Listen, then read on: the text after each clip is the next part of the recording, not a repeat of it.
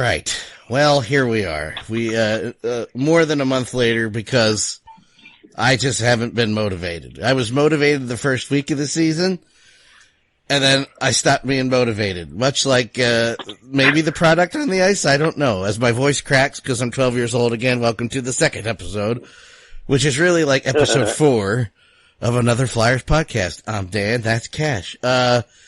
General question, how are we feeling after last night? Lost against Toronto in the shootout in 4,000 rounds of a gimmick that I still hate to this day. I absolutely hate the shootout. I don't care if our shootout record was 90% or 80% or 20%. I hate that for a regular season game. How do you feel after last night, first of all? I feel like, Toronto has, they just have a player on every single line, at least one, who, when they get the puck in their hand, on their stick, like, dangerous things can happen. Yeah. So, I feel like they may be underperforming a little bit, but at the same time, on the back half of a back-to-back, winning in New Jersey, I'm happy. Yeah. I'm happy that they got 3 points out of 4. And that's the big picture. Yeah, I was bummed out at the end of that shootout because, for all intents and purposes, we probably should have won that shootout. But I thought about it like 5 minutes after the game. I thought about it and I was like, well, they probably should have killed us. And they didn't. So probably. Maybe that's a better sign than I'm realizing. So I wasn't as mad about after the game. Well, then the Sixers were on, so I got distracted. So there is that. Yeah, they were. We had a little bit of a goalie controversy that I think is gone now. I don't know what's going on. Twitter, I try to use Twitter it's weird. I'm sure we talked about this a little bit of the first go around, but I don't, especially the last 2 weeks, I've stopped. And I know it's at 36. It's like, oh, just now? I'm like, you know what? A lot of these people don't matter. They don't know what they're talking about. B, they're still living at their parents' house. I don't care what you think about me or anybody else. But the Carter Hart and Brian Elliott thing was getting a little meaty, and people were already giving up, like I thought they would, on Carter Hart, forgetting that I don't think he's even hit 20 years old yet, barely. Like, I think he's on the other side of 19. He's still a kid. This is a team that changed a lot, for better or for worse, on the off season, and he's not Marty Brodeur yet. And I don't think a lot of people realize that he's still a kid. Yep. He is. I mean, look, here's the truth, is that there is no goalie controversy, okay? The goalie controversy is essentially what everyone talks about on social media. Yeah. But, inside the locker room, in the coaching mind, there's no goalie controversy. Everyone knows who the goalie of the future is. It's not debatable. So goalies go through rough patches. Sometimes they get in their own head. And quite frankly, this is his first full season as the number one. But at the same time, there's still no goalie controversy. And everyone who knows anything, knows that Carter Hart's the future. Sometimes you do ride the hot hand. Sometimes you do avoid the guy in the slump. That doesn't change who's your number one and who's your number two. That doesn't change, that doesn't change the entire season. It just means that right now, Brian Elliott is hot and Carter Hart is not. And so for a goalie controversy, I think that's just Twitterverse doing what they can to ruffle some feathers with, trolling and hot takes and yada, yada, yada. But anyone with any sense of a brain will not believe for one iota that there's a goalie controversy at all. I mean, there is a lot of season game that he still had no idea what the lines were going to be. I mean, there's a ton of shuffling going around. The defense is all out of sorts, to an extent. There's just a lot of shuffling, and it's really tough for the goalie with the product in front of him. Now, that same excuse goes for Brian Elliott, who still managed to find a way, and that's just the veteran in him, who's been in the league for forever, who's been in the organization for a couple of years now. So he's still faced with the same objection and the same issues that Carter Hart is. There's just one guy who's more experienced than the other. That doesn't change skill sets, and that doesn't change, who the organization believes in. It's just about riding the hot hand. I remember when they announced he was staying with the team that I was okay with it. I was a little mad at him for his right and left movement last night. That's like, there was one goal, and I'm pretty sure it was, and you could, this is where I probably get told I'm wrong. I don't mean that sarcastically towards you.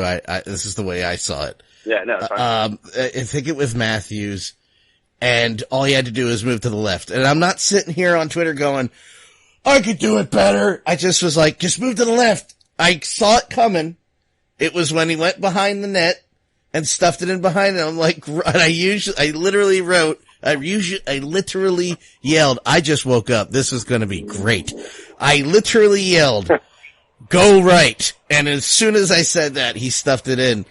That was with the one You're talking about the wraparound, right? The wraparound, yeah. The wraparound by Mitch Marner? Yeah, Marner. That's who got it, yeah. Yeah. But other than that... You gotta understand something, though. Look, Brian Elliott played a pretty good game. Yeah. Here's what I'll say. I was sitting at my buddy's house watching the game, and I just thought about the angle, the degree of difficulty, and the speed that Mitch Marner conducted that entire sequence in from the turnover. Yeah. And I mean, that's a high level of skill right there. There's not a whole lot of people who can do what he did on one blade, at that speed. And the truth is that it's 6 1/2 dozen of the other. You're either cheating to the right as you think he's about to blow right by you, and then he goes short side because you cheated, right? Or you play it the way he did, and you hope that you're quick enough to get over there, which he wasn't, or that you have some support. Realistically, the responsibility is for the goalie to face the shooter. And I mean, that's evident on 2-on-1s. You don't see the goalie's not supposed to cheat to the guy who the pass can go to. He's supposed to trust his defenseman to block the pass so he can stay square to the shooter. The same thing goes on a wraparound, on a backdoor play. If he's going to cover the short side, he's got to trust that someone else is going to be, on that far post. And sometimes, at the same time, these guys are still good. Yeah. I mean? They're just really good. I feel like, if he cheats over and he goes and he covers that far post, we're sitting here saying, oh, you shouldn't cheat over. Trust your defense. Play the shooter. And then he's getting chastised for that, and vice versa. So I really feel at the end of the day, you gotta take your guess. Kind of like a goalie in soccer in a shootout, a keeper. He's half of what he's doing is a guess. So, you're 1-on-1 with a guy like Mitch Marner. He's blowing by your defense. What do you do? Outside of flailing around like a fish out of water, you really can only do so much with a guy of that skill, that speed, those factors in play. Well, I'll say this. I'm glad he didn't flop around and look like an idiot, because that would have been worse. But yeah, that would have been bad. Yeah, that would have been, it's just that he would have get chastised for that. I wasn't mad at him. I wasn't doing the Twitter meltdown like trade him, get him off my team. Just for a second there, I was like, just go right. And then I also, in my defense and his, I also said, and he was kind of left with his, PP hanging in the wind on that one. There was no help. There were 1 or 2 plays. There was one, I'll give 1 or 2 goals to the defense over Brian Elliott. My point was, where a lot of people were unhappy with Brian Elliott being, kept on the team to back Hart. I've been pleasantly happy with goaltending in general. There's been 1 or 2 a game, but welcome to the NHL. I'm still trying to figure out. I'm more concerned with the fact that once a game, Travis Sanheim falls down. Dude, I'm so backskating, and I mean his tumble 3 straight games has led to a goal within the next 7 seconds. I was gonna mention that next, because I was and you're a master of segues, so we have 2 of those on the show. Yeah, I don't get it. And again, I'm trying, You see, here's the spot I am personally, and this is just me. I'm not trying to dictate to you, obviously not to you or to anybody else on Twitter, except for those children who do live at home still. I'm trying to give the benefit, and we did on the first episode where we talked about who do you think are better than, after the changes, this and that, and everybody else that was kept or signed or the new guys. The benefit of the doubt that this is still a team in transition and the first 2 months are either going to be great or this, where they're still figuring stuff out. But for the life of me, and this is a blessing of and a curse with AV, with the experience that he has, he's going to let players know. It's already a cliche 48 hours later. We're still talking about how AV actually communicates to his players, where apparently for the last 4 years, or 3 years, that was something that just wasn't happening. Hackstall and here, let me add this to this conversation. Hackstall's gone. Stop talking about him. He was a terrible coach, and apparently he was a terrible person to the players, and that's on Toronto now. That's not our problem. I don't care who he bought a cheesesteak for. He shoved that cheesesteak up his ass. I don't care about Hackstall and what he's doing for the other team or how happy Babcock is, because frankly, Babcock can eat a cheesesteak up his ass for all I care. He's gone. But with AV, a blessing and a curse is I would have sat, I'm sorry, I'm going to say this this is on record now, Sanheim would have sat already. I'm done with him. Not completely, but there has literally been 3, as you said, that are on him, where he did the AMAC thing and tried to play from his back or his knees, and that's just not cutting it. And he's screwing over his goaltending, and somebody else needs to come up and play. I'm also not real happy with Braun, but I could be talking out of my ass, Cash. Who? You asked a question. You said I'd be happy bringing up someone else to play. That's the thing. That was the thing. I don't know. That's the problem. 'Cause I've been watching the Phantoms closely, and that's not such a great situation either. Other than Morgan Frost. Sanheim had a very, while he has his faults, and he's had them over the last, 3 games, he's hardly the least problem of the defense. I got you. And, there's only so many defensemen who have the offensive intuition that he scored a pretty goal last night. Yes, he did. I mean, coming around the net, backhand, not a lot of space, quick decision, and he put it in a place the goalie couldn't make the save. You can't ask for a lot more out of a defenseman offensively in that regard. I just think that it's about them, becoming more comfortable, gripping sticks too tight, overthinking things. And, it certainly can be a problem that goes unspoken for the next couple games. I mean, for it to happen, once or twice, okay. I mean, to happen 3 straight games, that's alarming. Yeah. But, what do we say? Learn how to skate? I mean, the dude's a professional ice hockey player. He's been skating longer than you and I have been walking. It's like, it's funny is what it is. But the unfunny part about it is how it affects, how it's directly leading to goals. It sucks. I'm looking at the Phantom. I'm looking at the Phantoms roster, and the other than most people would look at this and jump right to Morin, but I don't know if I would either. Right away. Saw that. Is Morin a better option than Sanheim? No.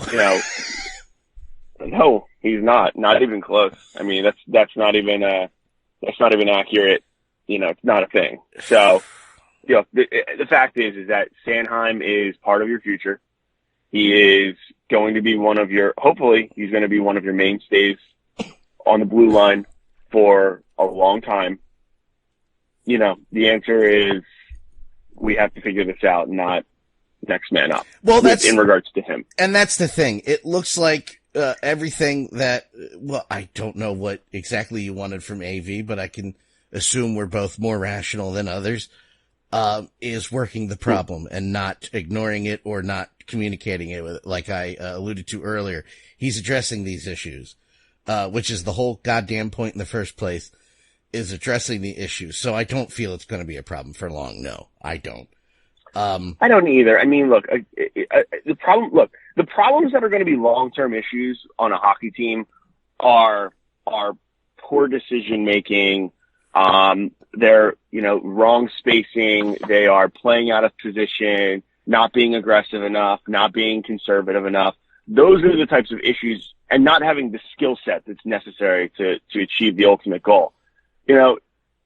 Skating backwards and falling down isn't an issue that you can really address. I mean, how do you teach the guy how to skate better? He's already in the NHL. He's already, you think about 30 teams in the NHL or 30 plus teams in the NHL, or professionally if you consider NHL, AHL, KH. I mean, he's already one of the best 2,000 skaters or whatever on the entire planet. That's true. What Yes. are you teaching him? I mean, do you mess around with the skates? Does an equipment manager even suggest to try different skates at this point? I'm not even going to pretend to try to know that answer. No, because I was going to say, as a player, you wouldn't want to screw with that. Like even at a very, very, very amateur level that I ever played before I screwed my knees up, you stick to it. Like I can't change this. There's no way I can change this. I don't want to change this. These are my skates. This is my stick. I can't try a new one. Multiply that, as you say, as a professional, when you're one of 2,000 best in the world, period, and you're like, well, maybe I should try doing this differently. That's going to be a hard change. That's impossible. It is going to be a hard change. And the truth is, I mean, I remember when they started debating, forcing the players to wear those skate cards to, reduce, the broken foots on block shots and things like that. And it's just, these little nuances to these guys who have been doing it the same way for, their entire life. It's not the answer. The answer is, it's in his head. It's all in his head. It's just like Carter Hart in his head. I mean, you look at NFL players, their issues with helmets, it's all about comfort, being as comfortable as possible while you are, trying to win a professional outing. So I don't know what the answer is. I'm sure that they're going to work on it. But again, it's like, how do you tell the guy that he needs to learn how to skate? He's already one of the best on the planet. Yeah. Yeah. No, So go ahead. Ultimately, I mean, the team is, what I like about the Flyers is that they are in the East. They're in the middle, and they're in the middle dealing with, a little bit of, uncertainty with, their second overall pick from a couple years ago, Nolan Patrick. They're new systems. They're playing in, they're still learning, young goalie, new system, and they're right in the middle. And what's awesome about being right in the middle is that you haven't done so much damage that you're now playing from behind the whole season. Yes. Yes. That once you do figure it out and once you do put things together, the hope is that all the underlying statistics and the advanced stats that show that the Flyers are one of the better teams, or they at least have been over the course of the year so far, you hope that starts leading to, getting the lucky bounces and figuring out ways to win. Look, those flop games are going to happen where you get absolutely lambasted by your opponent. It just sucks that it had to happen against, the Penguins. I almost called them the Steelers. It just sucks that it had to happen against the Penguins. But at the same time, it felt like one of those games where you just throw the tape away. What do you learn from a 9-1 loss or whatever it was? I mean, you can't really learn a whole lot. You did everything wrong. Where do you begin? Do you throw things in the locker room, or you just talk to him at that point? I think AV was throwing one or two objects. I mean, you hope it's like you hope it's a moment that they can learn from, of course, but ultimately, the team is, I'm happy being middle of the road right now, 13 games into the season for the Flyers. Yeah. It could have been a hell of a lot worse. Oh, yeah. They could be bottom, and now you're a quarter of the way through the season and you're already knowing that you're going to be a seller. They've given us a reason to continue going back. And then if you look at the teams, ahead of them, you have to also expect that for some of them, that, strong start, that fast start is also going to slow down at some point. I was just, thrilled. I went back to listen to our first episode, our first actual episode, not just the one-off. the one thing you asked me, are they better than the Blue Jackets? Are they better than the Rangers? Are they better than the Devils? And I could say on those three teams, I was 100%. Yeah. I mean, they're better than the Senators, of course. No, I mean, you're right. I think that it's going to be a little bit different when they are more accustomed to the system. Sure. You know, you got to love what you've seen out of Konechny. You got to love what you've seen out of Lindblom. And the truth of the matter is, you know, you don't really expect coming into the season that you're, you know, 13 games in and you're calling out your captain. You know, he's one of the most consistent performers on your team over the last X amount of time. So, you know, that's something that no one can plan for. But you know what? I don't think that that's a problem that Giroux's going to have for the entire season. I mean, he's just too good. Well, let's bring up the Giroux thing, because I did post the highlight of our berating, and justifiably, of people who wanted. Yes. What? No. What? And I'm gonna double down on this. Stop it. Stop talking. Please, as you said, what I feel about when I see Trade Giroux, I think of you less than pond scum. That's how bad I think of you. And I don't care, and I'm not embarrassed by that. Even if you're a friend, that's how I feel about that. That power play goal last night, is one of many reasons you don't trade Claude Giroux. And I will add to this for your reply, sir, that I'm glad AV called him out, because he didn't call him out and say, you piece of S, you better play better. He's right. He's like, this is the time we need you to be the captain that you are. He handled it very, adult-like, I will say, and not in an embarrassing way, which it could have been. And I'm completely okay with what he said, and I'm completely okay with his reaction thus far. How do you feel? I think the entire situation was handled appropriately. Yeah. You know, I mean, these guys aren't kids. They are professional athletes. They're doing a job. They're getting paid a lot of money to do a job. And, you know, so there's accountability in doing said job that we all have. You know, I mean, you can be a top rep at your company or a top employee at your company. And if you don't do your job, you know, when everyone's depending on you, you're going to get called out on that too. Yep. There's nothing wrong with the way the situation was handled. He wasn't vile. He didn't throw vigor. He was open and honest. This is the time that we need, you know, our two best players, so to speak, to step up. And, you know, I love that Claude Giroux was accountable to it, you know, pretty much saying he's right. I need to step up. This could have been a lot worse. It could have been done behind my back. You know, I wonder if there was a direct correlation to who he was referencing. But I've got nothing wrong with the situation.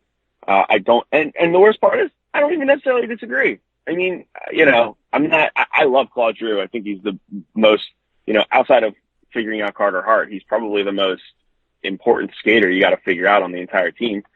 There's nothing wrong with what he said. There's nothing wrong with the way the situation was handled. And how did he respond? You know, I mean, he responded pretty well. He scored a goal last night. You know, pretty one too. Dude, that was just, people are going to be like, oh, calm down. No, F you. That goal was pretty. He danced around three people and shoved that right in between the guy's legs, right under his pad. That was beautiful. Nobody expected. I was like, oh, it's in the net. Wow, look at that. Yeah, it was a pretty goal at a time that you needed it. You know, what more can you ask for? You know, I'm just going to say it now publicly. I love that, man. Go ahead. I'm sorry. I mean, what, you know, no, it's fine. What more can you ask for? The guy responded, you know, he handled it. He scored. It was pretty, you know, he handled it the way you wanted. He was held accountable to the media. He addressed the situation. He didn't run from it. I mean, he was an adult, you know, and now we move on. He knows he needs to play better. Everyone knows he needs to play better. So we play better. All right. I'm going to ask you about two guys and then, I'll preface it by, how I feel, and I want your obviously honest reaction. I don't know why I had to preface that, because that's why we're on the show. Jake Voracek. I don't honestly know what to make of Jake Voracek anymore. I'm not calling for his head like others, but I'm confused. I'm confused about the laughing. I'm confused about the productivity.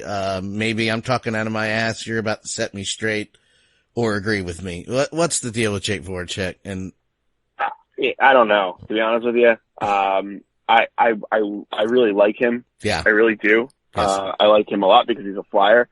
I like him a lot because he's been a very good Flyer. He's someone who, he's been with the team for so long. He's a mainstay. Yeah. I don't disagree with you. I feel like for years, it's kind of like, it's really funny because when everyone questions Giroux and how good he is, good leader, dependable, you throw the stats right in their face.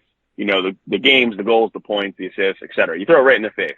And that kind of ends the conversation. Well, you can do the exact same thing with Jake Voracek. He's got really good numbers too. Yeah. He's got really good numbers. He's a dependable, he's someone he's going to give it his all every time. He's not someone whose effort you have to question. But I feel like every time the puck touches his stick, it ends up on someone else's stick. I don't get it. I've felt that way for 3 years.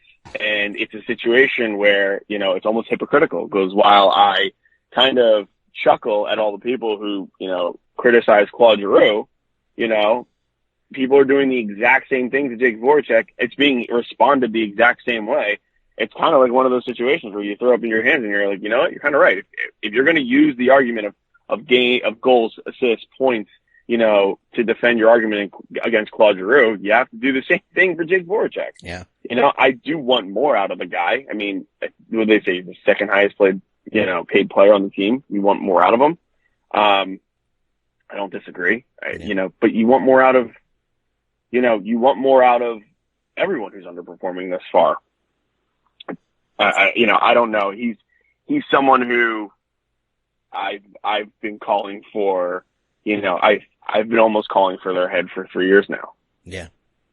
Yeah. I am genuinely concerned about, I don't know how this is going to make you feel, but, Ghost.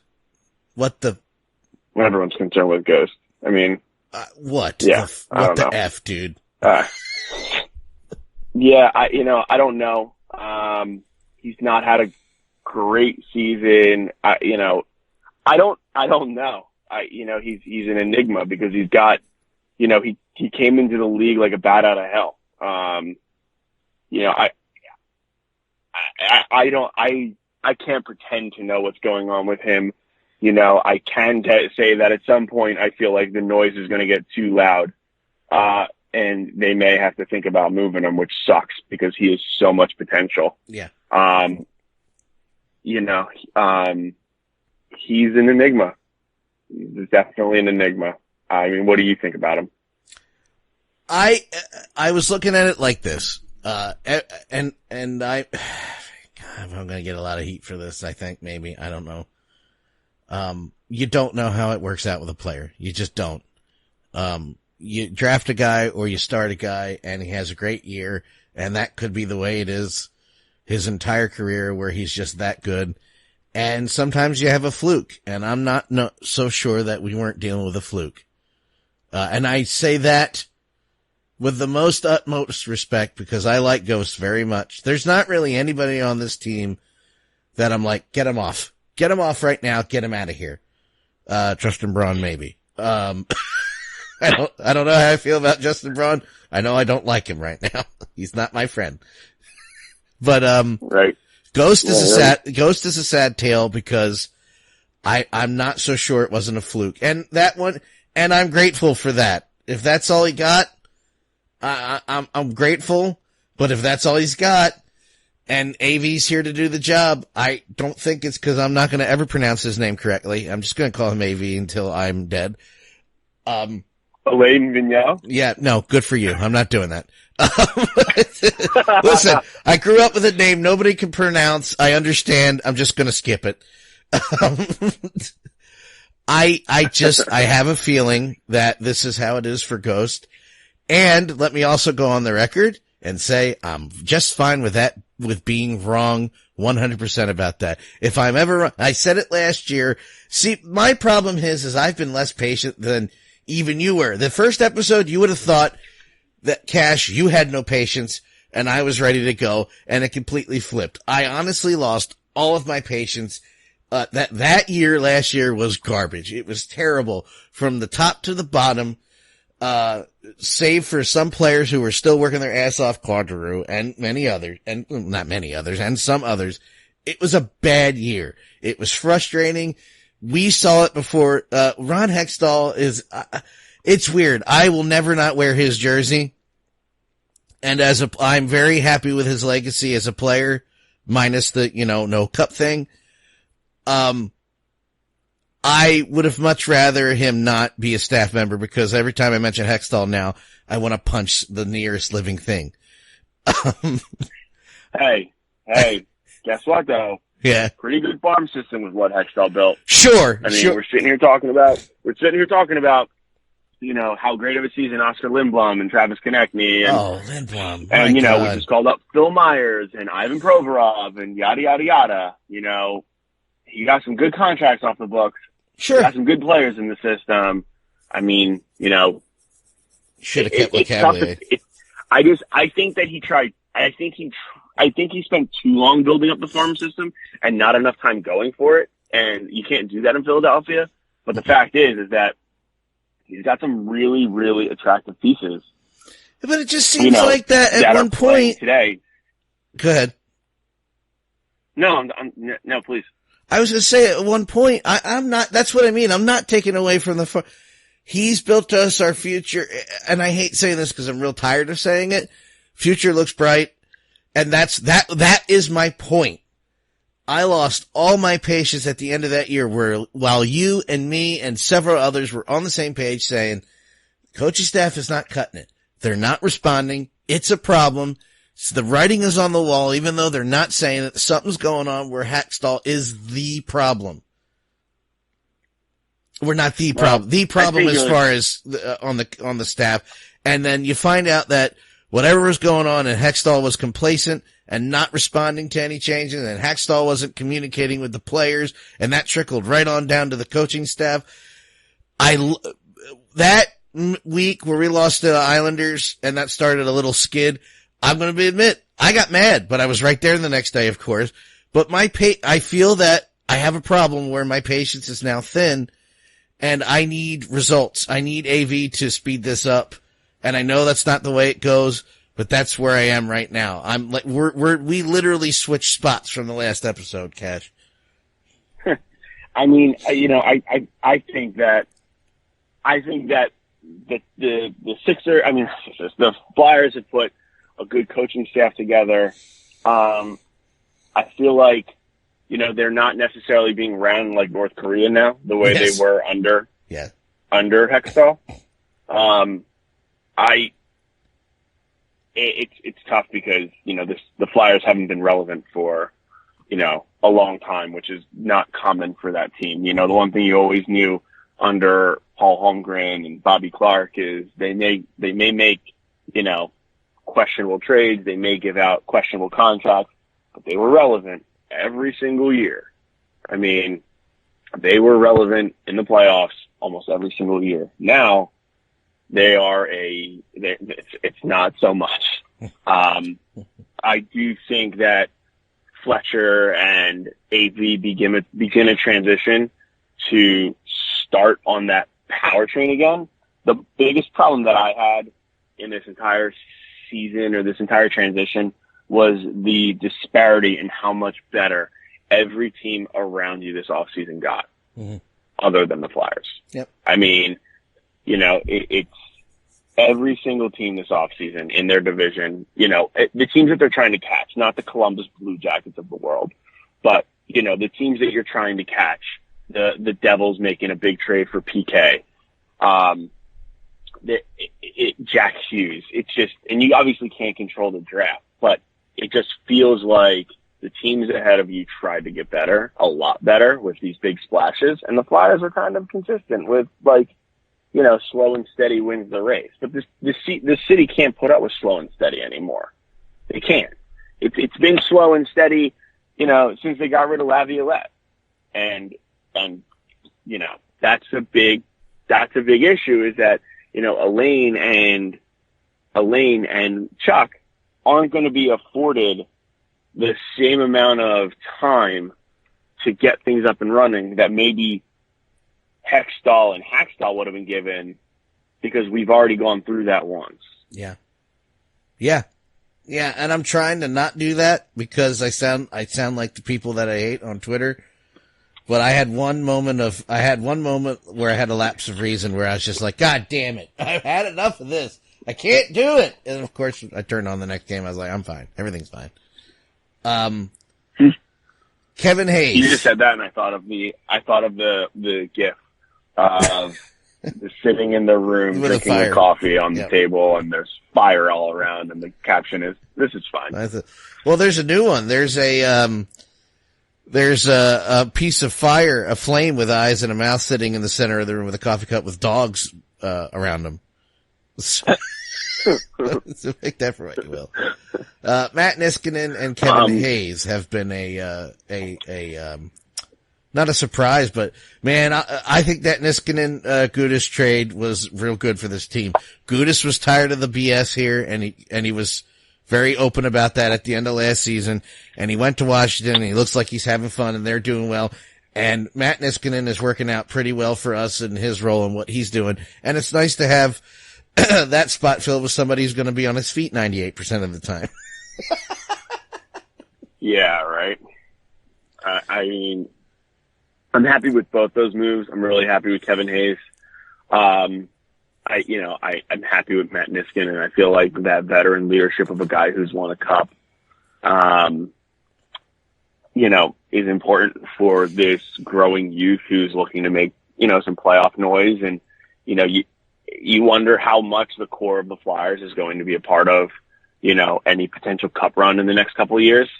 But you have to hope that your guys like, TK and Lindblom, and most of the defense is young enough where they do have the cup run, experience on the blue line. That's obviously one of the reasons why Brian Elliott was kept, was to help transition, our youth in goaltending. So I'm really happy with the moves. I feel like Kevin Hayes has really shored up another center spot for us. He's defensively responsible. He's quietly quick. And it's funny because when he skates, he looks very luggy, but he still is fast. He's still quick. He's decisive. You know what it is? He's confident. He's confident. Yeah. And a player who's playing with confidence, is, I don't want to say the word unstoppable, but they're tough. That is where Kevin Hayes, in a system where he's familiar with, AV, I feel like he's playing with a lot of confidence. Same thing, ironically, with TK, with Oscar Lindblom. These guys are playing with confidence. I feel like Bill Farabee is playing with a lot of confidence, despite the fact that he lost, 66% of his points to video review. But he's playing with confidence. And, it is 66%. That's all you can, am I wrong? No, I just realized how many times they've pulled a goal back from him, and I'm like, yeah, that sounds about right. Jesus. Yeah. I mean, I like that Kevin Hayes is playing with confidence. I feel like last year's team would have fumbled out of control, if they lost Nolan Patrick. There have definitely been games where they've come back and won, handedly, whereas, last year they all would have turned into the Pittsburgh game where they lose, they give up a 7 spot. But, so the team is overall, I think they're getting coached better. I think the team's playing better. I think that when Nolan Patrick gets healthy, if that ever happens, yeah, you've got a really formidable, addition there. He is a very dependable player. He's looking to take a huge jump this year. I think that's, I'm happy with the moves that they made to slowly get this team to where they need to be. I just the competitor in me wants the big splash. They want the Bryce Harper. You know what I mean? The Deshaun Jackson. The Al Horford. Like the big splash to help, or at least hope that you're taking your team from middle of the road to contender. And the benefit with hockey, like like basketball, is that, there's so many games in the season that a lot of it doesn't even really matter until the new year. That's true. Yeah. Basketball, as fun as it is, isn't even relevant until after Christmas. I will say, and hockey is, 2 games less than basketball. I will say this. I'm other than that one game where I had a lapse, and it wasn't even, and funny enough, it wasn't even the Pittsburgh game. I don't even remember. It was the Islanders game where I got mad, funny enough. And again, I thought about it after. I'm like, well, get this out now, please. Get all these little injuries, whatever is going on with whatever attitude problem Jake has, whatever Claude Giroux is doing. Let's do it now. Let's get all these injuries out. Let's hopefully get Nolan Patrick out before the new year. And, we'll be fine. We'll be fine. I think they're definitely getting into the playoffs. I think they're getting in. I'm not saying, we're getting in and we're going to kick everybody's ass. I'm not saying that. I think they're getting in. Even if it's by the skin of their teeth, I think they're in the first round. I do too. I think that they're a playoff team. I definitely think that they're a playoff team. I think that at some point they're going to get better puck luck. I think that they're a playoff content. I think that they're a playoff team. I think that they're going to get a little bit healthier. And I do think that they figure it out. I almost feel like AV warned us of this when he said, deep into the preseason, I still don't know, what my lines are going to be. Yeah. I'm okay with that too. People were freaking out, but I'm okay with that. Yeah. I'm okay with it too. I think that's a fresh dose of reality and a fresh dose of honesty. And, I feel in my world, the coaches and the players who are more honest versus giving you the company line, I think that goes a long way. I feel, we've been lied to and mismanaged, so to speak, from the teams for so long across the board. The Eagles being called the gold standard and, trust the process that took forever. And I'm happy with it. Don't get me wrong, but it still took forever. At some point you need to watch your team, make that big leap or at least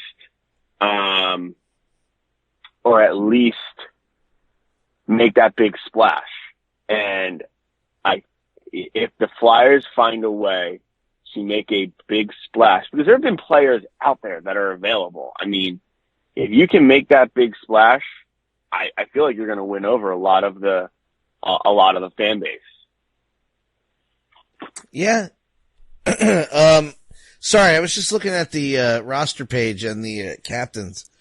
Claude Giroux is a year away from being the longest tenured one.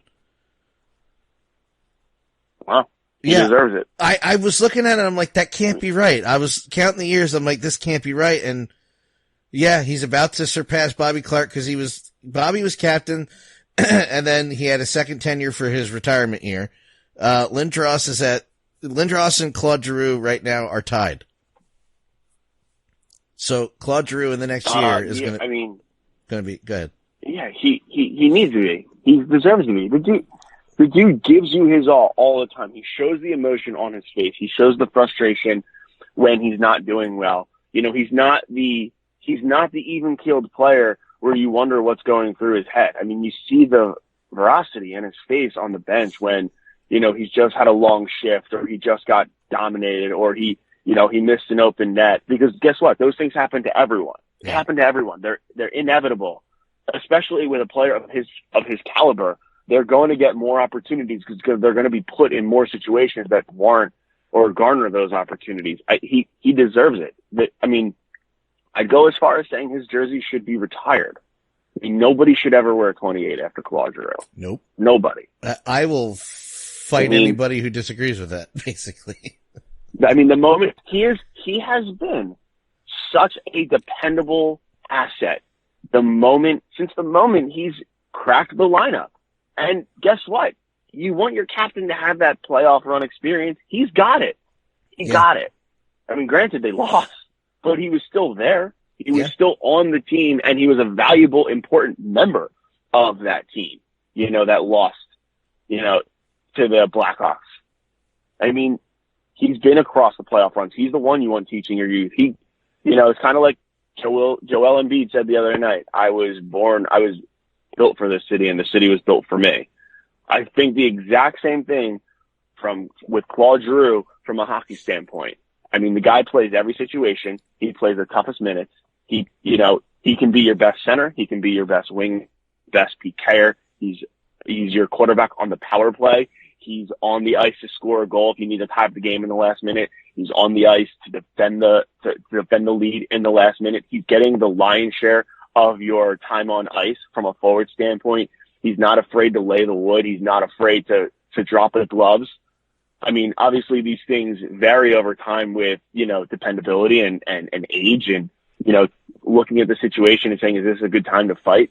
But at the end of the day, the dude's everything. Yeah. He's everything. The only thing he's not, which is the most important thing, and that's a Stanley Cup winner. But that goes as far,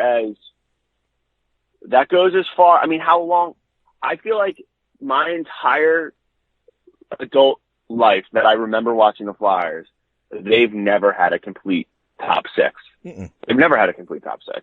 I mean, it's almost as if every single time I'm like, man, if they could only find a left winger, as if they grow. I mean, every team, it's just the Flyers. The Flyers are the only team that has not been able to find a valid left winger. Now, it was easy. Put Claude on left wing, then JVR. And now, you have your solution, but then you have your injuries. It's just, from a captainship standpoint, who deserves to be captain? I mean, for the people calling for Wayne Simmons, why? Why should he be captain? Because he fought people. Come on. Fought people. Wow. Listen, cool. I loved Wayne Simmons. And Chris Stewart should be the captain. No, he shouldn't. No, absolutely not. He needs to win a fight. Everybody is like, we got him on the sink to stand up for players. He gets dropped every single time or does that tackle thing I hate. How about you win a fight, dude? Just saying. I'm just saying. By the way, for those who are listening to this like, oh, they're going to keep blowing Claude Giroux. Absolutely. And you can tweet me at DanLaw83 and Cash 215 for any complaints you might have about that, blow, because that is 215 Cash. 215 Cash. Well, maybe. You went a little dyslexic on us. Yeah. What? Who are you? Who are you people? Where am I? How do you want to close this out? You want anything that I didn't mention that you want to get off your chest or just talk about real quick? If I were to look at this team, I think that the coaching staff has a right mix of analytics as well as eye test. And, you can't depend too much on either one. You can't let the underlying stats, control a conversation, but you can't allow your eye test to control your decision making as well. You need to have a good mix of both. I think that the Flyers put together a coaching staff of people who can say, okay, but our stats are saying this, but this just doesn't look like, for example, Kevin Hayes. He is confident. He is dependable. He's quick. He still skates lunky, but he's still quick. So that's like where the eye test may not exactly hold a lot of weight because his underlying statistics are extremely strong. I'll say that they get a little bit of a reprieve. They get a little bit of a cushion to where I start screaming and shouting. I would love to see what they look like after, 25 to 30 games. Sure. Maybe get a little bit healthier. I think that this is going to be a big run, up until Thanksgiving. That's for me what they're gonna, it's going to tell a lot. They've got a lot of good teams coming in. They got a lot of division games, conference games. I mean, I'm looking at their schedule. Every single game that they have from Tuesday against Carolina. Oh God, I'm not ready for that one. 23rd, up until the 23rd at Calgary or against Calgary, it's all conference games. They can quiet a lot of people with a good stretch. Can I be, can I be honest here for a second while you're talking about this stretch? Yeah. That Carolina game is the first one I'm actually nervous about. Like all these other games, I'm like, yeah, whatever. Let's get this game going. I'm terrified of Carolina now. Why? I don't know. Why? They seem to be dialed in with that roster. There seems to be very little room of error, and we're still figuring it out. I'm not saying we suck. I'm saying we're still, all the things we just talked about, we're still getting things in order, and I think that's a bad game. Again, like everything else I said about the Flyers, that's the point I lost about 20 minutes ago. I was talking about losing my patience from all that BS from last year. I'm totally fine with being wrong. We live in this era where if you say something on Twitter, that's the way it's gotta be and you're not allowed to be wrong. I'm cool with being wrong. That Carolina team makes me nervous. Yeah. Here's what I'll say. From now until November 23rd, the Flyers have 9 conference games. 9 straight conference games. They need to go 6-3. Sure. They need to go 6-3, because not only are you making up ground in the standings, but you're also leapfrogging by beating the teams that are ahead of you. They need to go 6-3. 5-4 will be 4-5 is going to be alarming.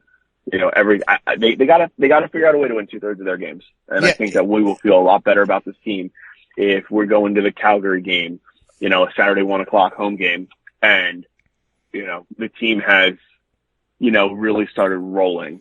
How they respond on Tuesday night with Carolina, with the way the last 2 games have gone is going to be a huge test. And I truly feel like that's on the coaching staff. Sure. You have a game Friday night that you win, obviously. You have a game last night where you get to a shootout, you lose, you win, you get 3 out of 4 points in 2 games. You can't ask for much more when you're going against the opponents that they went up against. No. They went up against 2 good teams. They got 3 points. I'll take that. I'll take that a lot. But they have Sunday, Monday, and Tuesday, Lions Share Tuesday to prepare for the game against Carolina. They got to figure out a way to win that game. Oh. Here you go. A way to win that game. Here you go. Carolina, they just lost to the Devils 5-3. So, maybe not so much nervous about that game. Never mind. Look, Carolina plays the game the right way. Brandon Moore has them playing the game the right way. They need to figure out a way to come out and win that game. In my opinion, because I truly feel that they can beat Carolina, they can beat Montreal. I really struggle against a back-to-back game next weekend against at Toronto, at Boston. I think that those are 2 really tough places to play, 2 really good teams. Obviously, we know the weaponry that Toronto has. Every single time, every player on their team can, score from anywhere on the ice. It feels like, Boston is playing the game the right way. They've always given the Flyers fits. They really need to come out strong versus Carolina.